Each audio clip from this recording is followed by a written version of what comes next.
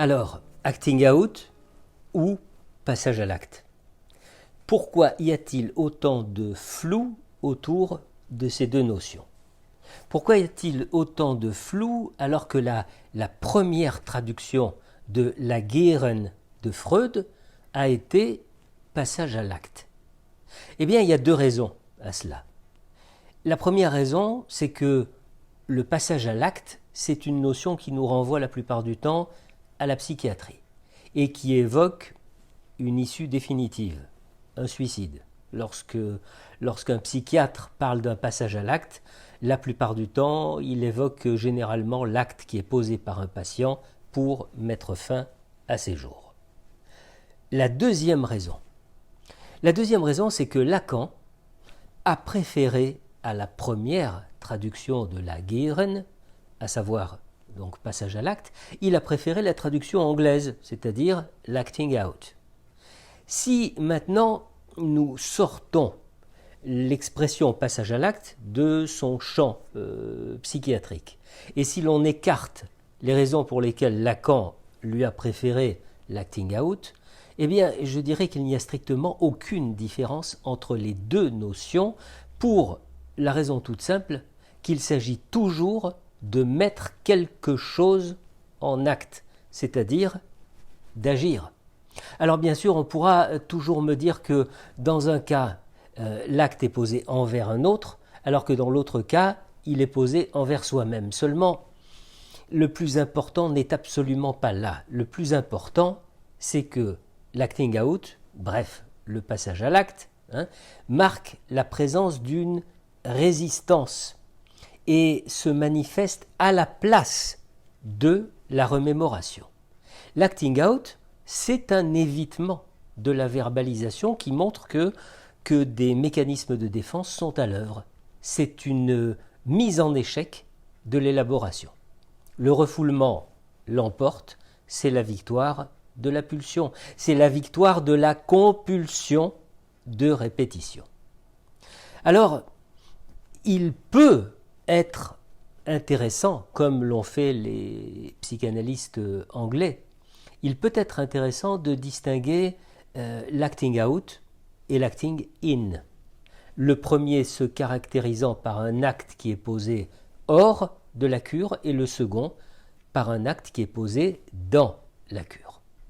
En tout cas, qu'il ait lieu dans la cure ou hors de la cure, l'acte est toujours transgressif, c'est-à-dire qu'il viole une règle, une loi, un interdit, il donne un coup de canif dans le contrat. Alors, tenter de dresser une liste des passages à l'acte les plus communs dans la cure serait un exercice franchement lassant. Tout au plus, pourrais-je souligner les interruptions précoces, la plupart du temps dans les premières semaines de l'analyse, ou encore toutes les entorses au cadre, et elles sont possiblement multiples.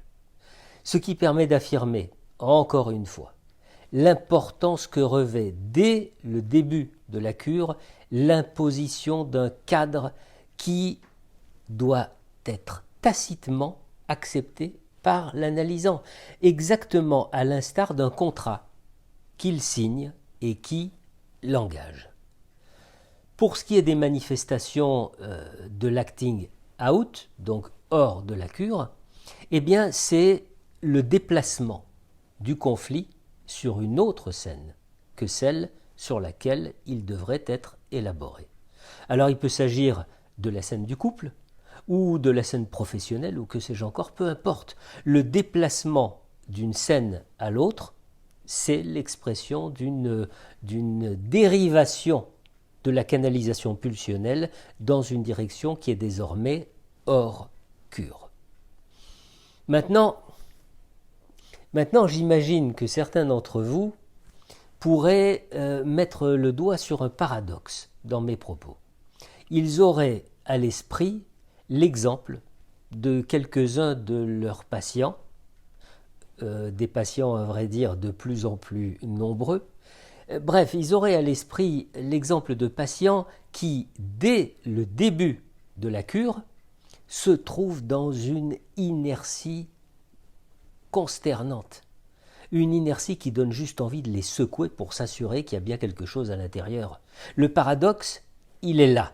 Comment peut-on, d'une part, considérer l'élaboration comme devant prendre le pas sur tout passage à l'acte, et d'autre part, ne pas pouvoir faire autrement parfois que de stimuler un agir en panne sèche chez des patients atones, anédonistes, alexithymiques, enfermés dans une armure empêchant tout mouvement psychique.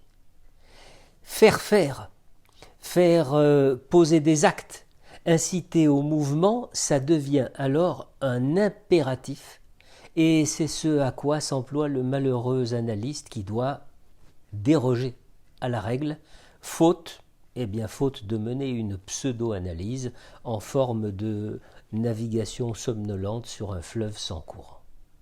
Analyse interminable ou étayage au long cours.